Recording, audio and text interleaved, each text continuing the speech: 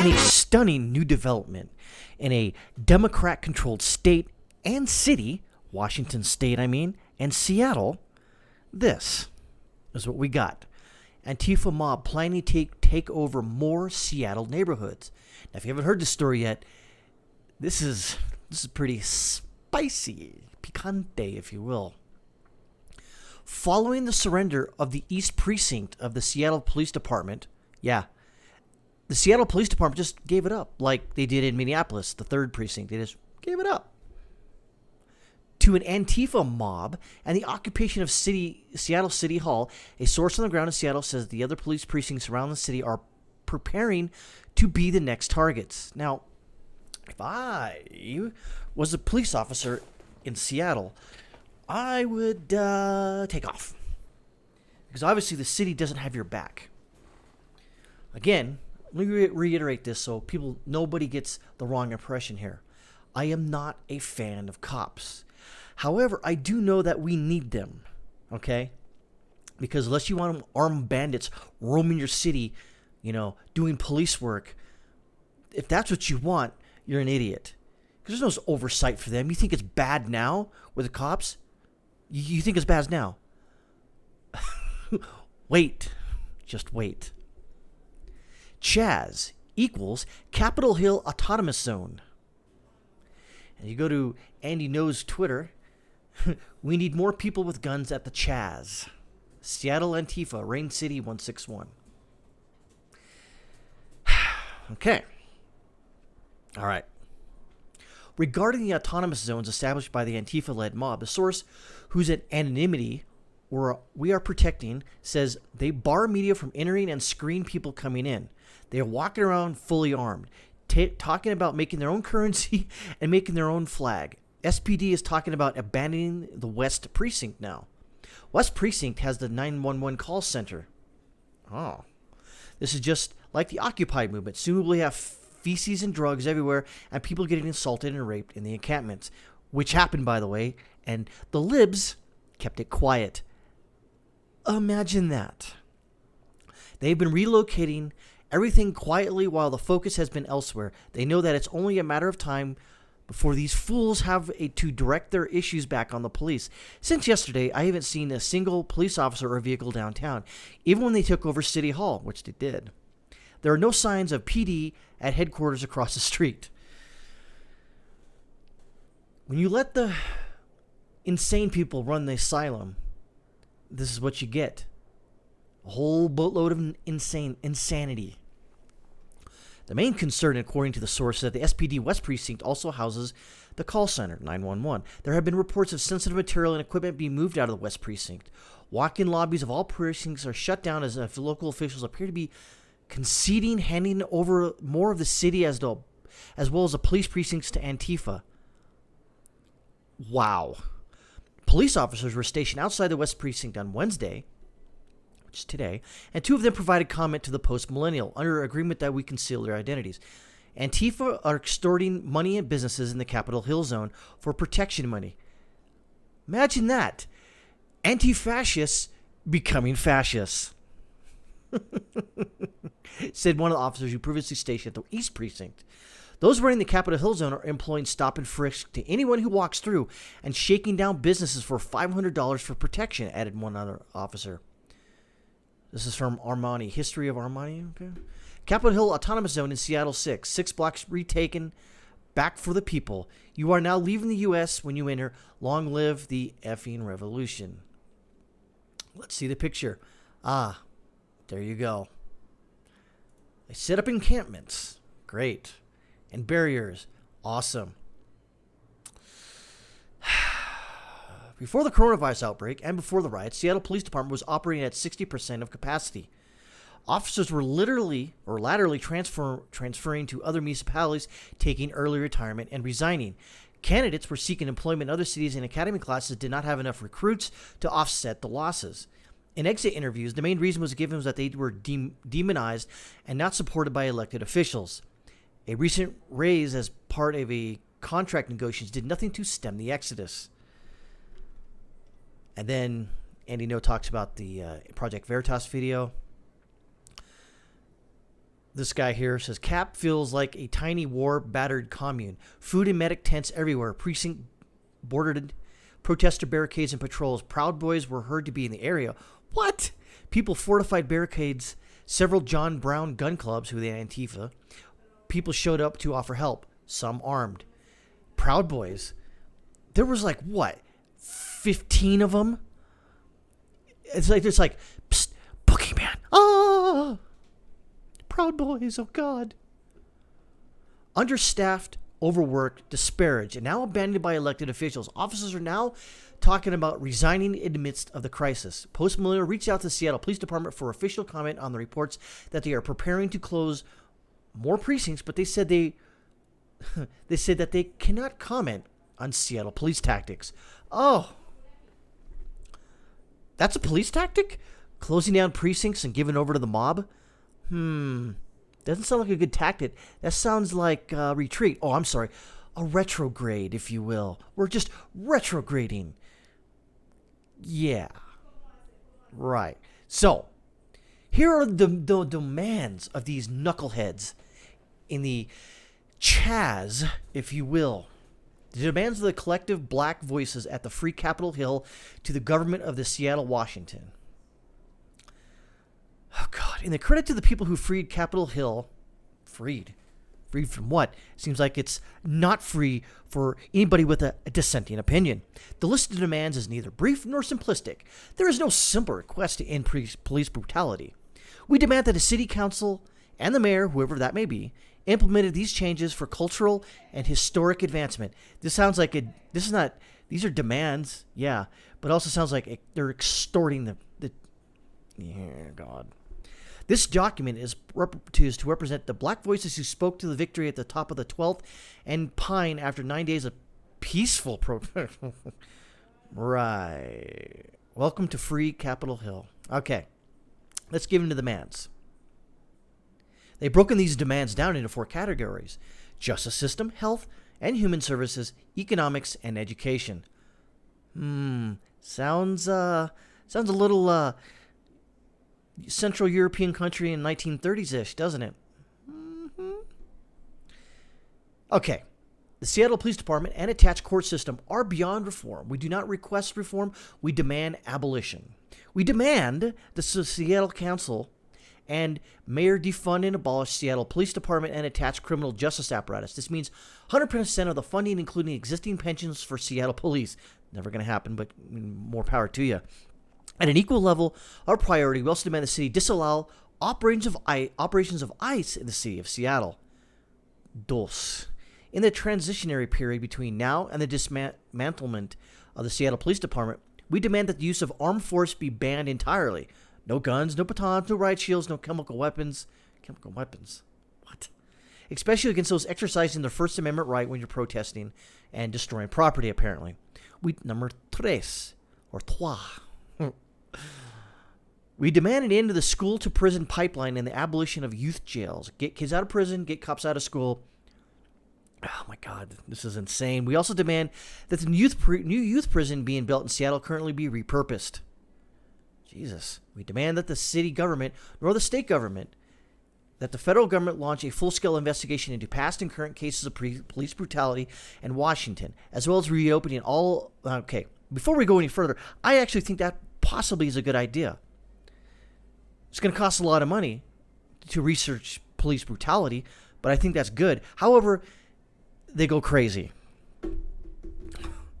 As well as reopening all closed cases reported to the Office of Police Accountability. In particular, we demand that cases particular to Seattle and Washington be reopened where no justice has been served, namely the cases of Iosia Filtog, Demarius Butts, Isaiah Obet, Tommy Lay, Sean Furr, and Charlena Lyles. Okay, that seems pretty specific. I would have to do some research on them to find out who the hell these people are and why they demand a retrial or something. We demand reparations for victims of police brutality in the form to be determined. Who's the arbiter of that? We demand the city of Seattle make the names of officers involved in police brutality a matter of public record. Actually, that is a good idea, but they go crazy. Anonymity should not be given to privileged in a public service. I mean, I dare I say I actually agree with that.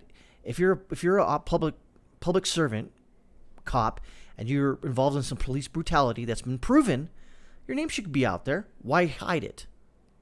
And a matter of fact, why do you have a job? But again, these are crazy ass demands that are not going to happen. If they would have just led with one or two of these, it might, but they're getting crazy now. 7. We demand a retrial of all people in color, currently, what?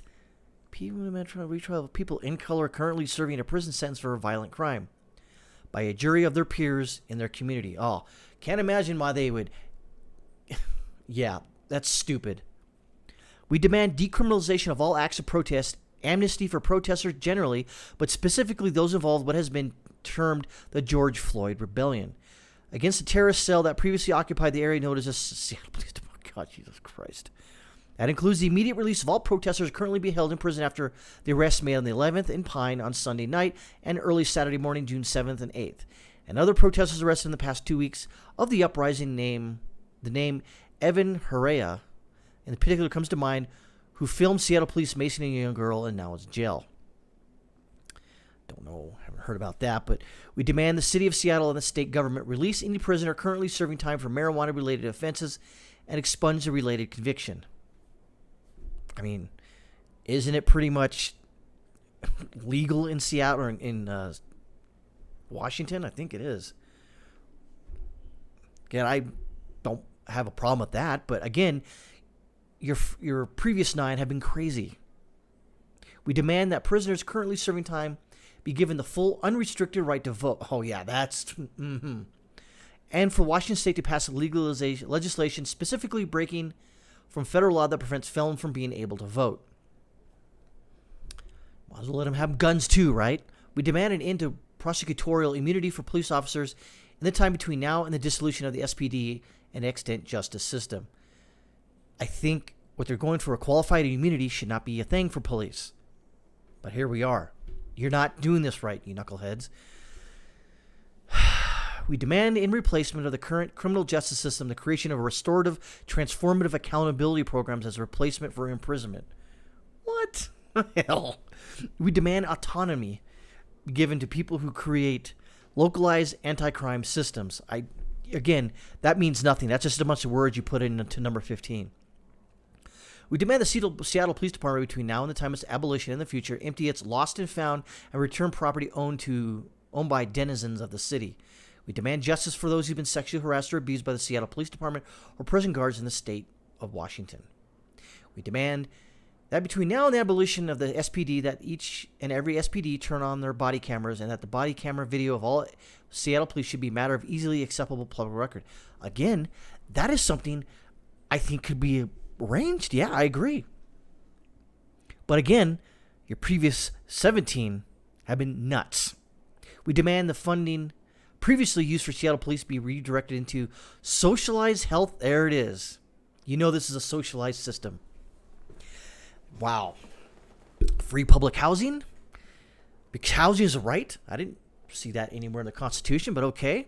Public education to decrease the average class size in city schools. Really? How do you plan to pay for that? To hire more teachers? Oh. Here's the other thing, too. Naturalization service for immigrants to the United States living here illegally, undocumented. We demand they be called undocumented because there's no person is illegal. General community development, parks, etc. Well, I mean, there's a lot of land now that you're going to be inheriting when people frickin' move out of the city because they don't want none of this crap. But I continue. We also have economic demands that must be addressed. We demand degentrification of Seattle, starting with rent control. Oh, yeah. That's going to work out. Rent control always works out for every... No, it doesn't. We demand the restoration of city funding for arts and culture to... of course, if it's only leftist ideology art. Establish the once rich local cultural identity of Seattle. Jesus. We demand free college for people in the state of Washington due to the overwhelming effect that education has economic success. Right. So everyone has a 4-year degree, then no one has a 4-year degree. Then a cashier will need a master's degree, apparently, because everyone will have a 4-year degree. We demand that between now and the abolition of SPD, the Seattle Police be prohibited from performing homeless sweeps that displace and disturb our homeless neighbors on equal footing. We demand all evictions. God dang. Now, again, you know this isn't going to happen, but I say 90%, but knowing this is a deep blue state, 10% probably I'll give it for the nugget there. I think it may happen. We demand a decentralized election process to give the citizens of Seattle great ability to select candidates for public office such that they are not forced to choose at the poll between equally undesirable options. That's a cultural thing. That has nothing to, they can't, how can you enforce that? Okay. Related to economic demands, we also have demands pertaining to what we would formally call health and human services. We demand the hospitals and care facilities of Seattle employ black doctors and nurses specifically to help care for black patients. Oh, so you want segregation. So what you're saying is you want to segregate the people back when we had it in the 50s, which was wrong. Now you want to make it a thing again? So only black doctors and nurses see black patients? Do you not see the problem here? That seems like kind of racism with extra steps. We demand that people of the Seattle seek out and proudly support black-owned businesses that are still there, not burned down. Your money is our power and sustainability. We demand the city create an entirely separate system staffed by the mental health experts to respond to 911 calls pertaining to mental health crises and insist that all involved in such a program be put through thorough, rigorous training in conflict de-escalation. When if it doesn't work, who do you call then? Oh, that's right, there's no police under this crazy thing. Finally, let us now address our demands regarding the education system in the city of Seattle and state of Washington. We demand that the history of Black and Native Americans be given significantly greater focus in the Washington state education curriculum. It isn't now. We demand that thorough anti-bias training, only works one way in anti-bias training apparently, become a legal requirement for all jobs in the education system as well as the medical profession and in mass media. We demand the city of Seattle and state of Washington to remove any and all monuments dedicated to historical figures of the Confederacy. In Washington, I don't think there's any whose treasonous attempts to build an America with slavery as a permanent fixture or affront to the human race. Notice how they say that right there. But they want black doctors only to serve black patients. Hypocrisy much? Transcribed by these chuckleheads, special thanks to this idiot for starting and facilitating discussion to create this list, to Omari Salisbury for the idea to break the list into categories, and as well as thanks to Kashwama Swanant for being the only Seattle official to discuss the people on the free Capitol Hill the night that it was liberated. Although we have liberated Capitol Hill in the name of the people of Seattle, we must not forget that we stand on land already once stolen from the Duwamish people, the first people of Seattle, and whose brother John T. Williams of the New tribe up north was murdered by Seattle Police Department 10 years ago. Black Lives Matter all day, every day. So, in conclusion here, they went full idiot. So what are they supposed to do with these demands? You really think, even as Democrats, they're going to follow through any of them?